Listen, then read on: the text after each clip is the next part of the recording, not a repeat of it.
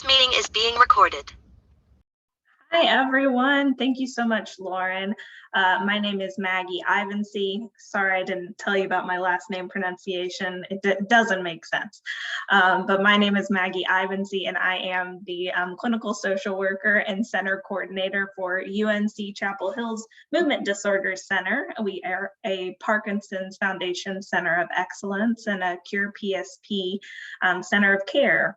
And I'm really excited to talk with you all today about hospice and palliative care. I know it's a topic that can bring up a lot of different experiences, a lot of different emotions, a lot of different feelings. So to tell you a little bit about my background,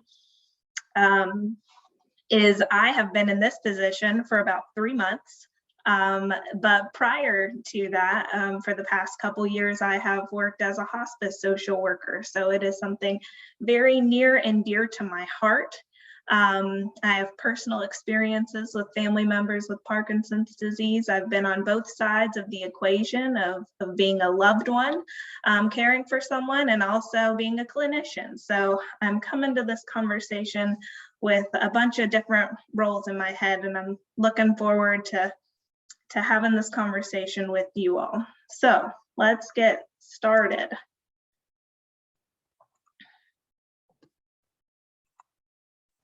So this is a very, very clean dining room, cleaner than any dining room that I have, lived in.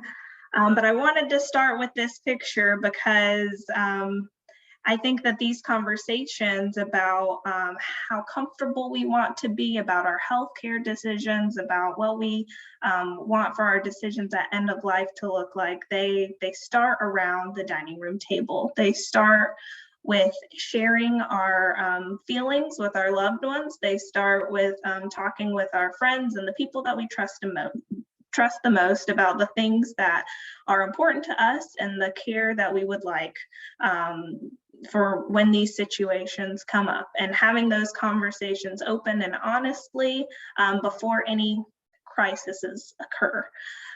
So I thank you all for being at this talk today, because it sounds like you're here to learn and to proactively kind of think about what these conversations would look like and learn more about what these fields of care look like.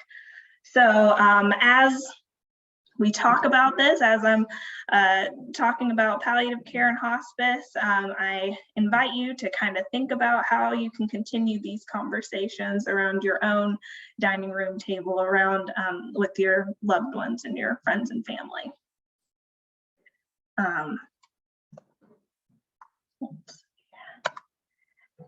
So let's start with a few definitions.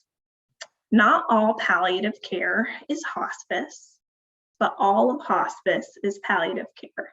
It sounds a little bit like a riddle, but first let's focus on what palliative care is. Palliative care is an approach that focuses on quality of life and relief from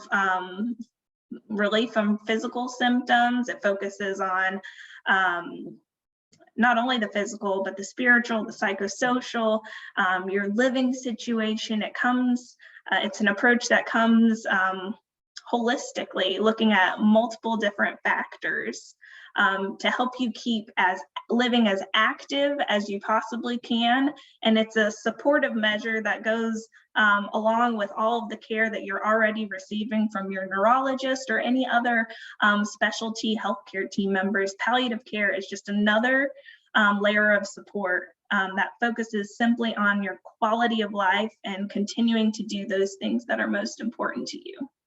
So palliative care, focus on living an active life and improving quality of life. And hospice, the major difference between palliative care and hospice is also focused on your quality of life, but it's focused on comfort, and you're not as interested in prolonging life or those medical interventions like rehabilitative therapies, antibiotics, less about hospitalizations. The focus is more on your quality of life, keeping you comfortable, and the natural dying process. So that's later stage, end of life care is hospice. Palliative care can be used at any stage of the disease, any stage of any chronic disease. So not all palliative care is hospice, but all of hospice is palliative care, meaning it's treating symptoms. So we'll do a little deeper dive on what palliative care is. Like I just talked about, focused on improving quality of life for people with chronic illnesses, can be started at any stage of the disease. Supportive care with or without curative treatments and therapies. Now with Parkinson's disease, when you're diagnosed, you learn that it is a neurodegenerative chronic condition that does not currently have a cure. So what your neurologist is doing is what's called primary palliative care.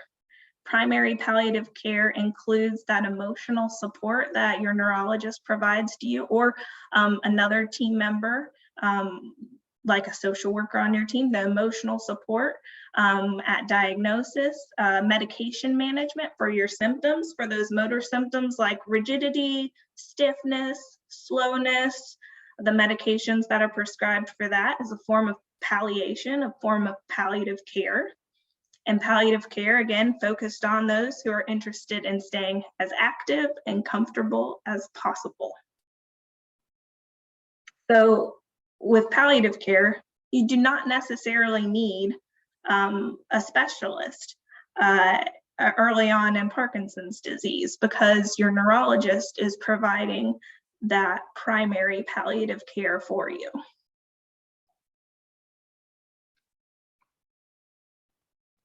So let's talk a little bit more about symptom management. So palliative care is looking at, again, what's important to you. What are the things in your life that you enjoy doing and you want to continue doing for as long as possible? And if there are symptoms that are getting in the way of those things, they want to know how to treat those symptoms. So, like I was just talking about early on in Parkinson's disease, we're focused on those motor symptoms, the slowness, rigidity, tremor, and treating that, because that is the most bothersome symptoms that studies have shown early on in disease. Motor symptoms are the most bothersome, and so treating those symptoms. Now later on in the late stages of Parkinson's disease, there are more non-motor symptoms, and there are non-motor symptoms throughout, but in the later stages, it is shown that these non-motor symptoms become more bothersome. Symptoms like pain, maybe fluctuation in your medication, that you're having wearing off periods, or it's becoming more unpredictable about how these medications are benefiting you. And so that's the time to possibly seek out a palliative care referral to see how your medications, if some medications can be taken away to improve your quality of life, or if there would be a need for a medication to be added to improve your quality of life. Other symptoms like anxiety, depression, your mood, any apathy, constipation, difficulty with sleep. They want to look at the big picture of what's important in your life, and when your symptoms become more complex, palliative care is there to look at it from multiple perspectives to see how they can best improve quality of life. Now, who is eligible for a palliative care referral? Anybody with a chronic illness is eligible for palliative care, and you can talk with your physician, your neurologist, about if that's something that you're interested in, and they can refer you. The benefits of palliative care: focusing on comfort, physical relief, reducing stress, not only on the patient, but also on care partners, family members, because they can provide disease education, assistance in choosing treatment options. And with palliative care, you have another interdisciplinary team that can include the physician, nurse, social worker, spiritual care, so that they can focus on these different angles to best provide the best plan of care for you. Oops. And a lot of people, I wanted to cover some questions. A lot of people have questions about cost of palliative care and knowing the difference between that and hospice care. The cost for palliative care is based upon your health insurance policy and is likely self-pay. There's not usually any programs that specifically cover palliative care costs, and the availability of your palliative care team is likely during the clinic office hours, usually that 8 to 5 time. And where can you receive palliative care? The simple answer is anywhere. Anywhere. If you are at home, there are community palliative care groups who provide palliative care to people at home, skilled nursing facilities, assisted livings, and there's also outpatient settings where you go to the doctor's office and you receive palliative care. So outpatient care as well. So simple answer, everywhere. Depends on your situation and how you'd like to receive that care. And when is the right time to consider palliative care? So we talked about that a little bit when we were talking about symptom management and what palliative care focuses on. Now, at the beginning of your diagnosis with Parkinson's disease, your neurologist, your movement disorder specialist is providing that primary palliative care.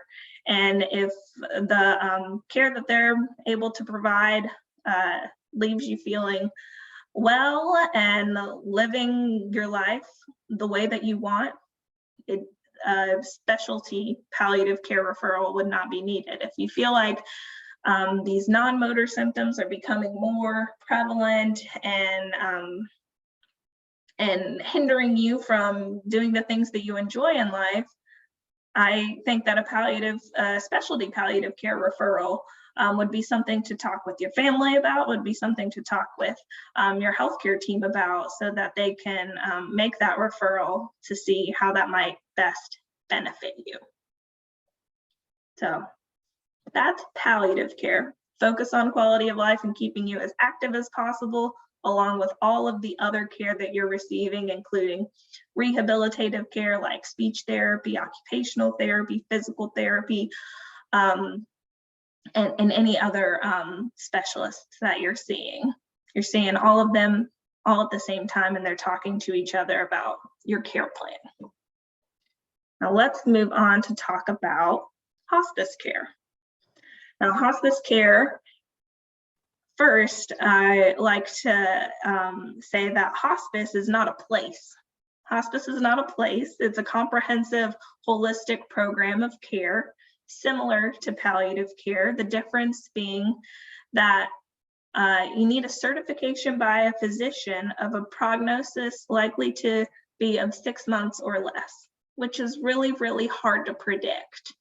And what I will say is I've known people who have been on hospice care for years. And I've also known people who've been on a hospice care for a very limited amount of time because we just weren't able to get to them before that. So it's really hard to know about that prognosis. And the hospice care also has an interdisciplinary care team. It comes with your own physician, nurse, social worker, spiritual care if interested. And it is care provided without those curative treatments and therapies. So no rehabilitative therapies are covered under hospice care. No physical therapy, speech therapy, occupational therapy. The focus of the care is on comfort and quality of life without those therapies.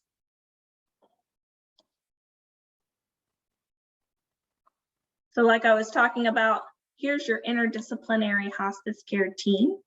Usually a nurse comes out weekly to your home and assesses for any needs. It provides medications, a certified nursing assistant. They're able to provide personal hygiene care needs, and they ideally would come out 2 to 3 times a week.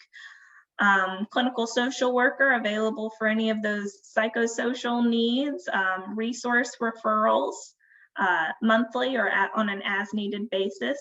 Wonderful spiritual care counselors, spiritual care providers who are able to provide that spiritual component to the patient and family, and also a bereavement team that is available up to 13 months after death. This is the interdisciplinary team that is covered under what's called your hospice benefit. And where can you receive hospice? Again, similar to palliative care, wherever you are. The focus of hospice care is to keep people at home and to reduce hospitalizations and keep people comfortable at home. And I also like to highlight that in some situations where people have symptoms that are not easily managed at home, that there is an inpatient setting, that some hospice organizations have an inpatient setting called a hospice home, which provides care for those unmanaged symptoms that aren't able to be managed at home. And once they are able to be managed at the hospice home, when they figure out what medications to provide that provide some relief for those symptoms, then people are able to go home. So there is a team of people who your interdisciplinary team is constantly talking about what that care plan is, what those goals of care is, and making those decisions on what needs to happen next.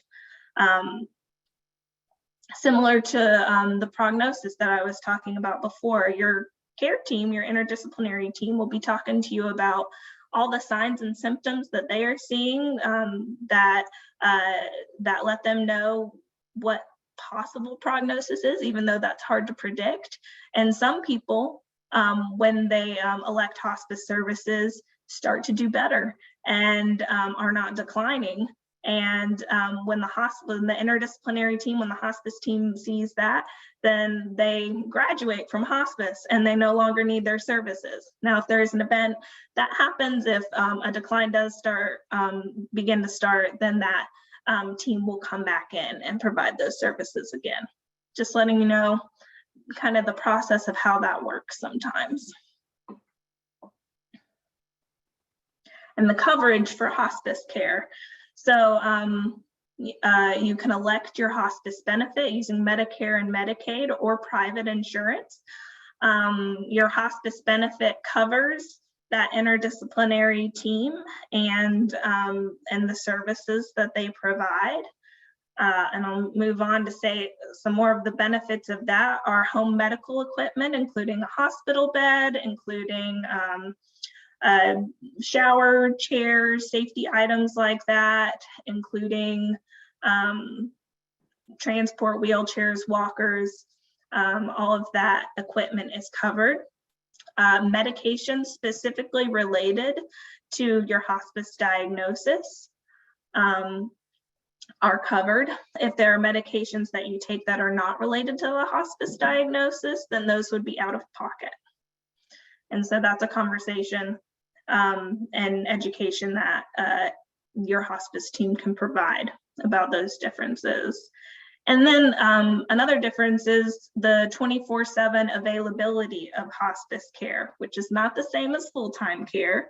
Your hospice team comes in to provide education and then they leave. However, if something happens in the middle of the night and you need more care and support, you can call the hospice team at any hour of the day and they will send someone out to visit and provide support. But the people who are doing the full-time care, the hands-on work, the daily care are friends and family or hired in-home care agencies. Hospice care also provides respite care. I was in the last couple of slides, we were talking about what that inpatient setting, that hospice home facility, if a family is going out of town and they want care for their loved one, then they can provide hospice provides respite care for up to 5 nights and a certain window of time. So there's respite care available. We talked about inpatient care and routine home care coming out and visiting weekly as well. So when is the right time to consider hospice care? And this is a very personal decision that's made between patient, their family members, their healthcare providers. And I often say that hospice would be considered the best option when the benefits will benefit you, when the support that's provided by hospice is a need at that time, when more supervision, more support, more education is something that you're seeking and looking for and need. So I will say that in my experience, I talked about this a little bit before, but that people don't consider hospice until the very last few days. And then when we come in with our team of support, people say, oh, we wish we had you sooner. So I always encourage people to think about it sooner rather than later, so that the hospice team can provide as much support and care and improvement in quality of life as possible. And I'll also add that I often hear people associate hospice with giving up hope, and that hasn't been my experience. Hope, I feel like, is the epitome of hospice care. I haven't met more hopeful people than the people who work in hospice. And hope for better life quality, hope for what's going to happen in the days ahead, and making each day the best day possible. By focusing on comfort and focusing on the love and the care of the people who are around you. I wanted to add this graphic because I can talk at you and put words on the screen all day, but I'm a visual person and sometimes pictures just make more sense. So when to think about palliative care, hospice care. We look at this light green triangle at diagnosis. Though we do not have a cure, I would say that curative care is that primary palliative care is what we're talking about. Primary palliative care is what we're doing a lot of. And that specialty palliative care, the blue box, that specialty palliative care, there's not much happening. But as the disease progresses, that primary palliative care is not working as well. And maybe the specialty palliative care takes over a little bit more until we've made that decision that you're not interested in more rehabilitative therapies, you're not interested in those medical interventions like antibiotics or other interventions that would prolong life, and you're interested in hospice care. And then that's when that decision is made for hospice. So that's, I think, that course of the disease, talking about how much primary palliative care is needed versus specialty palliative care, is when those decisions can be made.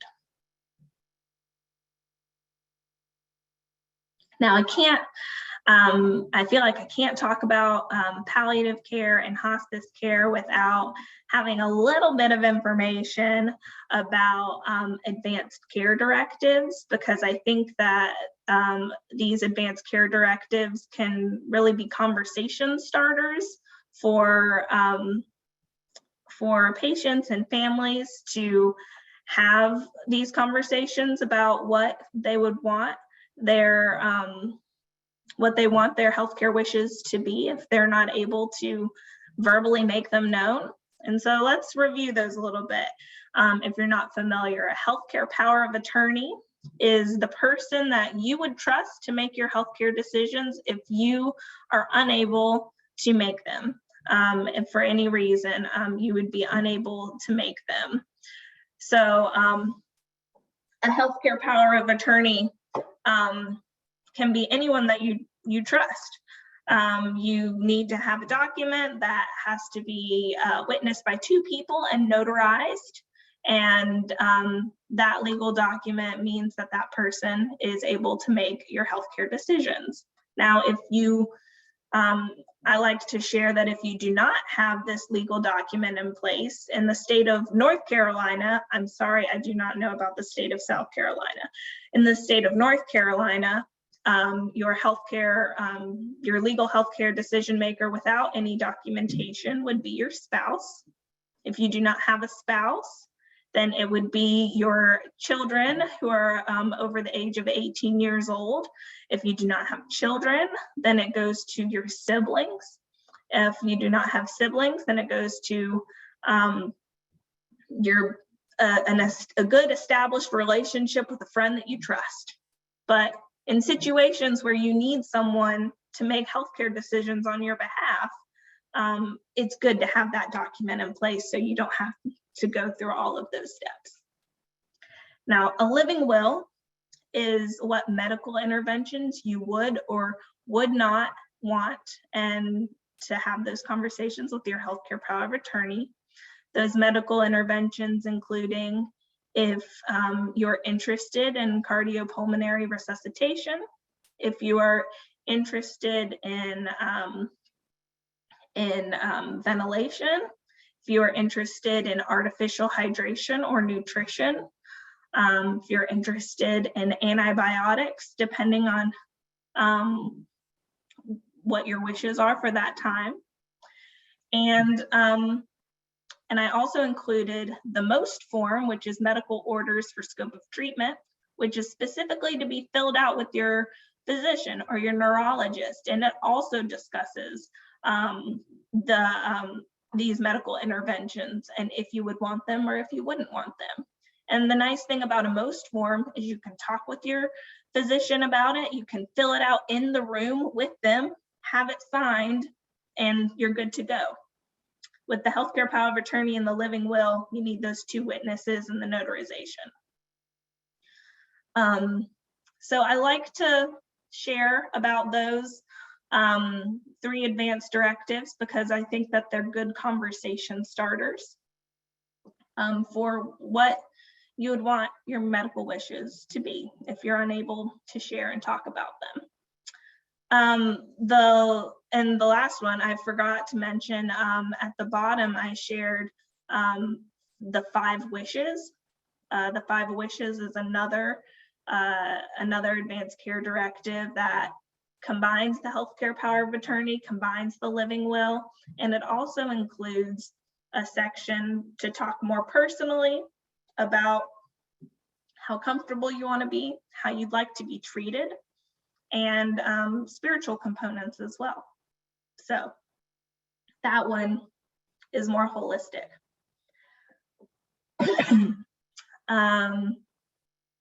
And I think that, yes, I want to bring us back to this dining room table. I hope that the things that I've shared today about palliative care and hospice care, the differences, the similarities, the ways that they talk about what you would like for your for staying as active and comfortable as possible, or what you would like for your end of life wishes. Those conversations start at the dining room table, start with your family and friends. So I hope that you'll take what we've talked about today, continue those conversations, maybe look up some of those care directives, and continue talking about it. Communication is key. Excuse me, sorry. Communication is key to share with your family, your friends, your healthcare providers, We really want to know exactly what you want your wishes are. Thank you so much. Thank you. I'm really looking forward to answering your questions.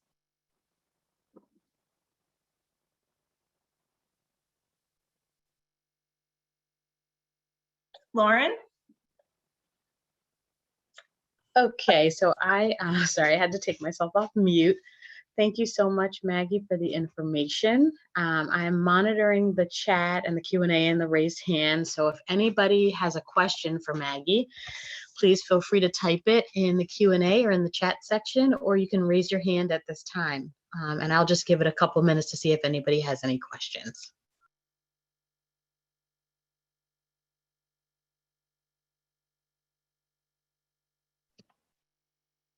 I apologize for getting choked up there at the end. I had a tickle in my throat. No problem. Okay. Maggie, do you want to share your contact information in the chat, just so if anybody wants to copy it, they can do that? Thank you for that reminder. Yes, please, if there are any questions, please do not hesitate to reach out to me. If you're wondering if you have more questions about how to have these conversations, or you're nervous about what that would look like, I'd be happy to talk with you about that going forward. I will include my email and phone number in the chat.